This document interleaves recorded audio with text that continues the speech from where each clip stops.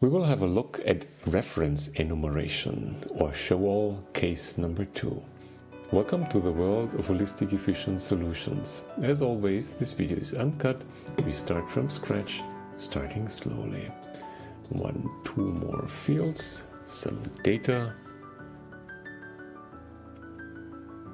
And let's take that data, and now let's make a small Kanban view. Maybe let's make it bigger for that. So we pull the state over here and the rank inside that we have several entries per row, and now it looks nicely. Thing is, if we now delete, for example, Alice rank 1 in the ready column, then all of a sudden we don't have any in ready anymore. Our Kanban view has collapsed, and this is actually not what we want. So let's just clone that and maybe just reintroduce one to start with, and now it looks similar as it did before.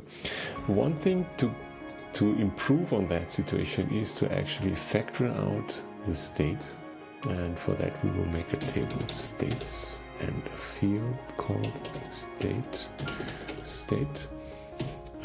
If you're curious, it's looking like this, and it will also stay like that. So it will be ready, in work, and done like this. We will not change on that. And now it looks like this.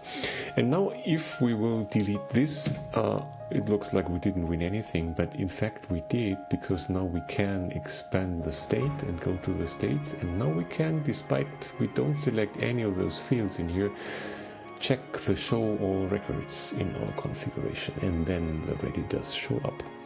Only one column, but that doesn't really matter, because that's good enough for pulling over here, dragging and dropping any way you like, and you can move topics around as you like, and this is pretty standard way for working with Kanban boards like this.